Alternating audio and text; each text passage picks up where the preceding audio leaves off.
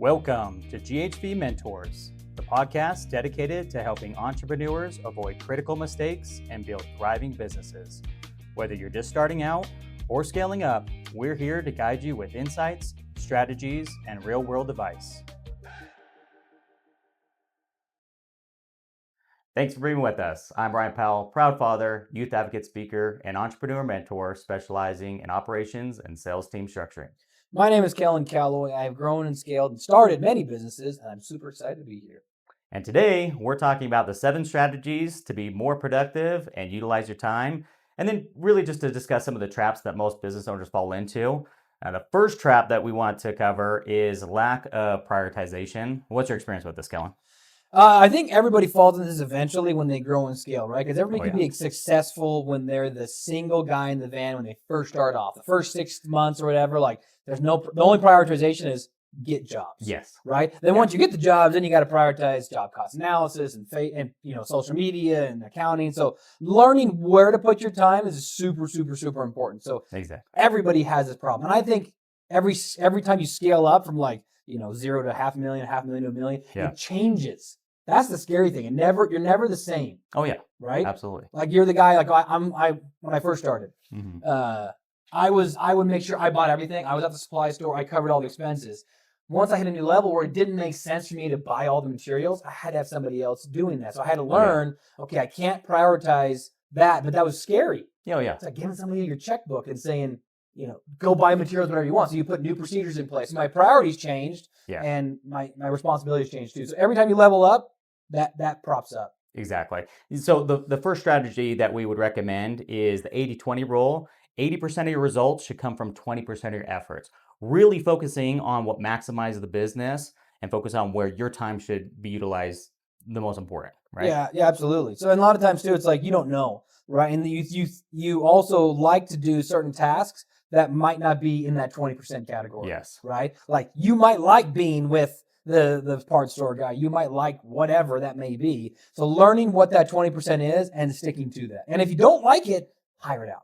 Exactly. And a lot of business owners understand or learn the hard way that a lot of times you even have to kind of turn down jobs sometimes because of the headaches that come from it. 100%. So really identifying what type of clientele gives you the most results with the least amount of headaches can also play into the 80-20 rule as well, right? Dude, yeah, absolutely. So quick story. I learned that commercial construction, I generate a lot of revenue, but low margins. Oh yes, yeah. Residential construction was similar, but it wasn't as big of a scale. Like you could do a commercial project as $1 million, but you could do a residential home and it'd be $18,000. But that $18,000, if you like completely lost your ass on $18,000, you can recover. Yes. If you lose your ass on $1 million. Yeah.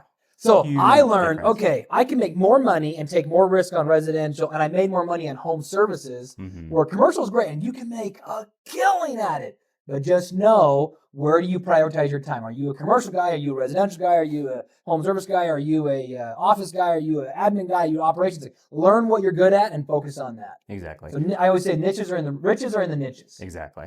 Well, and to break it down even further, the second strategy that we'd recommend is daily prioritization, right? So it's the rule of 3. Identify early in the morning what are the 3 priorities or tasks that you have to complete, and as long as you do that, you've had a successful day, right? I would say morning or evening, because sometimes when you wake up, your brain restarts for me. So if I can do it in the evening, which is the hardest, yes, because I'm so freaking done. You're just done for the day. I'm done, yeah. And we both know, we've talked about this before, but like you're laying in bed and you're kind of having a hard time turning your brain off, right? Like some entrepreneurs are ADD, ADHD, but like if you can sit down morning or afternoon or evening, last thing you do or the first thing you do and say, okay, what are the 3? And I always say it's called eating the frog. Yeah. What is the most difficult thing, right? Because frogs are slimy, frogs are gross, frogs are nasty. Do the thing hardest first. Make that your first, and then the other 2, least harder from there. Yeah. So I'd say do the 3 and do the hardest one first. Perfect. Another trap that a lot of business owners run into is being busy instead of being productive, right? Just because your schedule is packed doesn't mean you're being efficient with your time, right? Usually when you're busy and not productive, you might not even have a schedule. Really. Like you're actually not You're not writing managing down. it. You're That's for not sure. planning. Yeah. Right. You're not Exactly. sitting down like we talked about the rule of 3. If you don't sit down and write out what you want to do that day, you will be busy at the end of the day. But what did you actually accomplish? Exactly. And so it's kind of like they kind of like mend any, but that's the same thing. We even talked about this thing called time blocking, where if you can actually sit down and I'm big like learning where you're good in certain mornings. Alex Mosey talks about this. He's really good at like deep work in the early morning. So he'll actually get up early. Take care of your high impact tasks early in the day. Yep. Save the tenuous tasks for later on. Right, exactly. When the people are going to be around or whatever. So bucket your time. He buckets his time in the morning to do the deep work, the tenuous tasks, and then he says, okay, I'm going to do marketing at or sales from 9 to 2 or 10 to 2. Excuse me, that's the high time. Yeah. And then from 2 to 5, I'm going to be doing social media because of the lighting, whatever that may be. But if you do that, and when you stack it with the first one, prioritize rule of 3, really you start seeing results. But a lot of times we just are busy because we wake up, we got fires and people are calling us and we run around, and at the end of the day we put out fires, but we're not being proactive, we're being reactive. Exactly. And that kind of leads into our third recommendation would be time block method. Yep. Right. So really structure those out. If, for instance, if you're going to do cold calling or anything like that for your business, 10 to 2, you have to block it out and prioritize where those best time slots are and really structure that out, right? If emails are important to you, great, get that done first thing in the morning so that way they're in their inbox right when they get back into work, or anything like that. So really identify what's critical for your business, time block it out, and be smart about when you time block it out as well. Just because you time block it out doesn't mean that's the most effective way to do it. Even the industry specific would be different too, right? Like exactly. If you're a door knocker selling solar, and like we talked about serving missions, right? You don't knock doors between like 6. You wake up at 6:30, but you don't knock doors from 6:30 to like 10:30. You're just not knocking doors, right? Not gonna happen, Same with solar guys. They usually don't knock early morning. They'll start around 9, 10 o'clock. People are maybe moving around, but like I know a lot of them that effective. won't even do it till the afternoon. I've heard because that too. they want to target when they get home from work, right? Exactly, because the husband's running off. I mean, I leave early, my wife's still asleep, so most of the time, the most effective time would be in those later evenings. Yes. So knowing when the effective hours are, utilizing those hours, and then maybe in the morning for these solar guys, they're practicing, they're training, they're role playing, so that they are ready and up and going. So industry's different. Cold calling is different than door knocking, than real estate. Who knows what? Real estate, they might be doing open houses and showings from 5 and weekends, 5 to 8 weekends. So they're more later in the evenings and then on the weekends. But know your time blocks. Exactly. Understand where you're going to be the most effective with those time blocks. 100%. Right? Another trap, a very common one that business owners fall into, is obviously distractions and multitasking. Oh yeah, especially nowadays. I know you're big with distractions. Big time. I actually just recently went through my phone again. I'm like, because I was getting my kid downloaded this ball rolling game on those little free. You get pop-ups. Yeah, they get pop-up all the time. I'm like, damn it. I'm like, so I actually went through and they downloaded like 5 games, and they automatically have notifications, right? Because all the kid wants to do is play the game. So I had to go back and turn off all my notifications because I get distracted, which kind of goes back to that deep work thing. It's like if I'm sitting down, I'm writing up a proposal or email or something, and my phone's going off like crazy. It's so hard to get back on it. Yeah, honestly, I only have 3 things where I have notifications for. It's text messages, emails, and phone calls. Everything else, I turn off. I don't want that distraction during the day. Yeah, you don't need it. Unless, obviously, you're like I said, if it's specific to your industry, like you're like HubSpot, for example. If I get a lead coming in from my CRM, I want to know immediately, right? So be specific and be smart, but I would say the bad distractions, right? Because if you get pulled off task, it's not going to be good. If you're a sales guy, your job is to answer the phone, so be available, be ready. But yeah. Well, and another one is as far as with multitasking, research has shown that your productivity goes down about 40% when you try to multitask. Absolutely. So the fourth recommendation or strategy that we would recommend is the 2-minute rule. If a task takes more than 2 minutes, don't push it off till later. Just get it done right then, right? Yeah, absolutely. Yeah. So, and I remember asking my dad about that too when I first started doing business. I'm like, how do you get everything done? And his philosophy was kind of similar. He said, if I have a task, I just try to get it done as fast as I can. Yeah. Like just attack as fast as you can. But like you're saying, if it's a low level task, it's going to take 2 minutes to do those. If it's a large task, which we talked about, eat the frog, maybe do it in the morning first thing. But if it's those small, simple things, do it quickly. Just get it done. Get it done. Get it out of the way. Yeah. You feel better anyways. More times than not, business owners, they're going to forget about it. right? I mean, 100%. how many times when we're out at events or something like that, and we think, oh, if I write this down, Yeah. I'll when I get back to the office, I'll do this.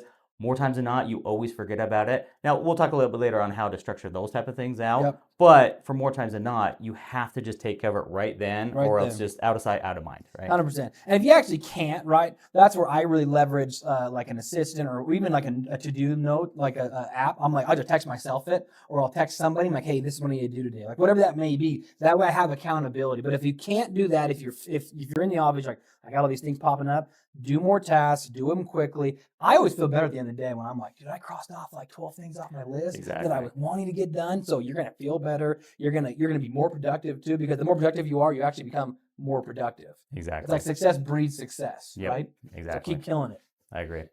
The fifth strategy that we'd recommend is batching tasks together. This essentially just means if you know that you have to do X amount of emails or anything like that, don't spread it out through the day. Just Right. group it all together, get it done. Like I said, more times than not, I like to do my email responses in the morning, Mm-hmm. just so that way when they get into the office, it's the first thing at the top of the thing. Top of the box. Versus just scattering it throughout the day.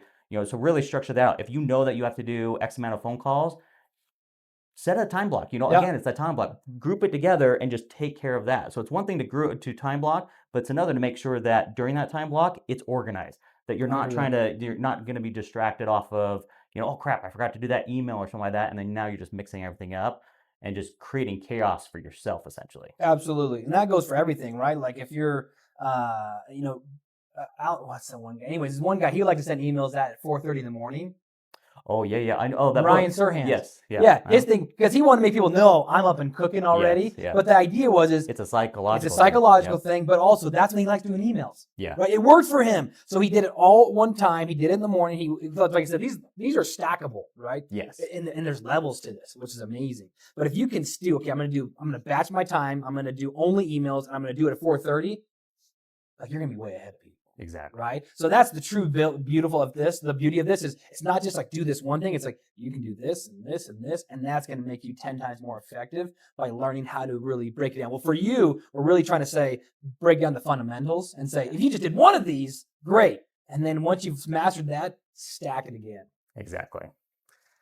Probably the last trap that we wanted to cover is lack of systems, Yep. which can obviously lead to burnout, right? Yep. So just because without the right system, you're really going to put yourself in a hole as far as you're going to create more fires than you're putting out. Yep. And then also, if you're doing everything yourself, you're going to lead to burnout. I mean, I know plenty of business owners that start a business to get some freedom. That's like buy freedom. Essentially, they're working 80 hours a week. Yeah, and what'll happen too is they'll get because they're successful because they do a good job. They get all that work and then they get so big. They have two options: either they go bust or they go back down to what they were good at, right? Yes. And that was maybe managing at a smaller team. So the systems and the processes, that's what really you can save yourself because they call it decision fatigue. Yeah. Right? You ever heard like, what Mark Zuckerberg and all these people, they'll wear the same clothes over and over again because they don't even want to make the decision of what to wear. They want to save those for, in the mornings or whenever in the meetings. Yeah. So I always say it's like when people come to my office with problems, the first thing I always say is,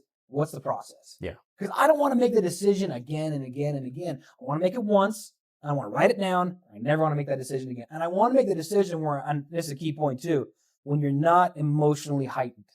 Yeah. Right? So make the decision, write the process, not when you're upset, not when somebody quits. New freaking rule, this guy quit, he burned me. Not when you're frustrated. Not when you're frustrated. Especially with a client or an employee or anything 100%. like that. So I was like, wait a day, wait a couple hours. When you're in a calm mind, that's when you want to sit. And this is hard.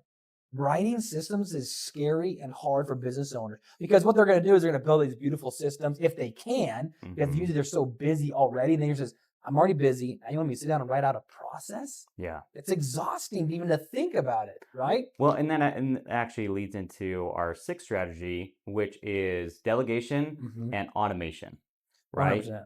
There are so many different ways. One, if you do have, employees, delegate. You don't have to do everything yourself. And more times than not, just because you're the owner doesn't mean you know how to do that the best way. You're great at what you do. Allow people to do what they do best, and that might be structuring out the SOPs. That might be, taking on some of those tasks that are taking up some of your time that take you away from what your real goal is, which more times than not is to grow the business, right? Yeah, 100%. And a lot of times people think as business owners, like, I can do it better than everybody else. And that might be true, especially at first, right?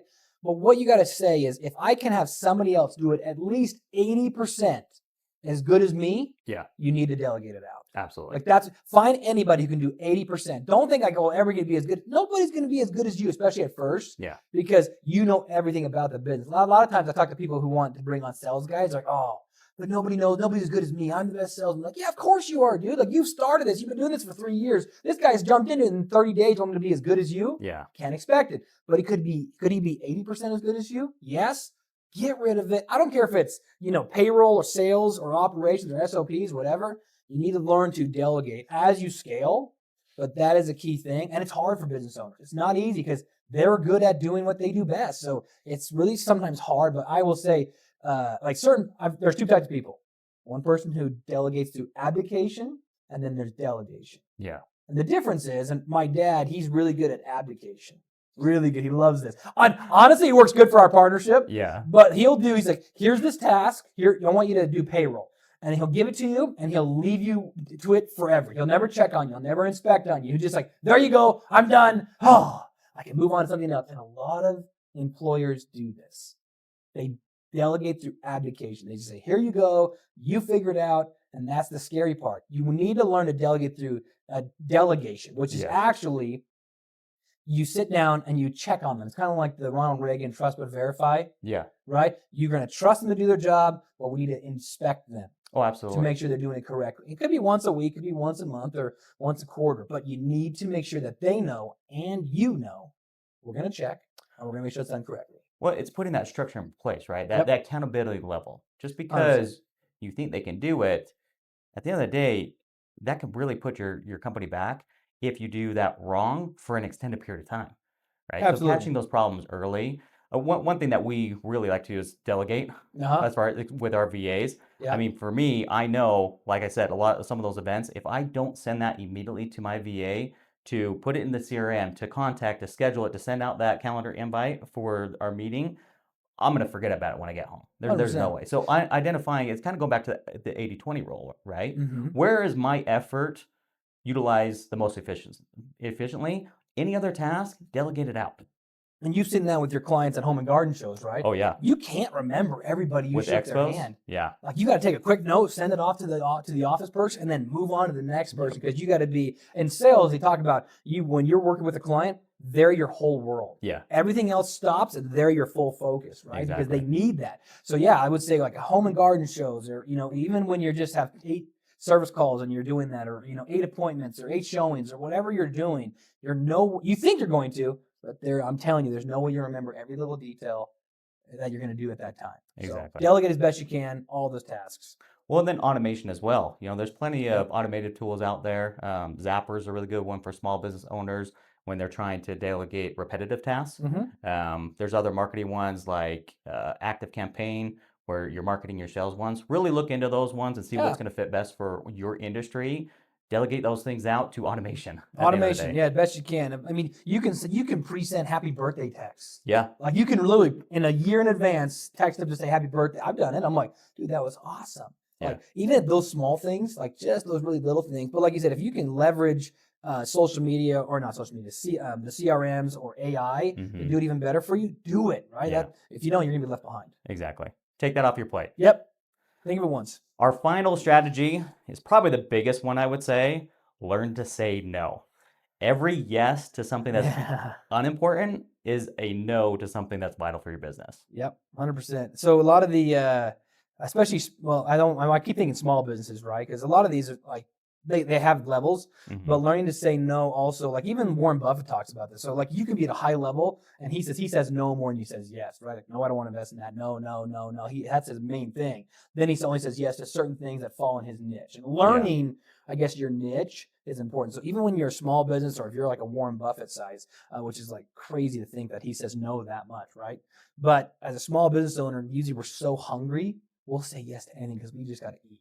right? Like I'll do Yeah. anything, I'll do whatever I got to do. And so if it's just a job, or if it's just the roles you're doing in your company, if you're a 0 to $500,000 or 5 million, learning what I talked to a company out of Washington State, electrical company. Him and his partner 6 months ago got out of the field, right? They finally said no to, I'm going to get out of the field. I'm going to focus on the business, the admin, the SOPs, and growing. And he says they finally shot up. That was what they needed. But it's not really saying it in the mind of them. They weren't saying no. They were just saying, oh, I can't do that. But that is saying no. Like, I will not get in the field and save the day. Well, there's nothing wrong with no. I mean, I was talking to a gentleman from HBA the other day, and he's not making money in his business. And I asked him, well, what's your closing ratio on your bids? He's like, oh, I don't lose bids. I mean, that's a problem. The fact that you're not winning bid, I mean, that you're winning every single bid, that's a problem. Because you have that mindset of just yes, yes, yes. Right. Structure your business out to where you know you're going to be profitable, and it's okay if you say no to some clients that you know are going to be a headache, that take up a lot of your time, that has low margins or anything like that. Say no to those things, and it's fine if people say no to you. Yeah. Have that mindset. Both ways, right? You can say Exactly. no and you can hear no, and don't be bent out of shape, right? Exactly. Exactly. If has a hot girl out, you might tell you no, right? You got to swing for the fences every so often. Exactly. Well, we hope you found some value in this today. We want to challenge you guys to pick one of these strategies and implement it into your business today. We also want to hear from you. Which of the 7 strategies discussed today are you eager to implement first? Also, if you're currently struggling with anything specific in your business, let us know in the comments and we'll respond with some insight. We might even make an episode to dive deeper in how to overcome it. And finally, if you found any value today, please consider leaving a like and subscribe to be notified of upcoming episodes. For now, I'm Brian. And I'm Kellen with GHV Mentors. Until next time.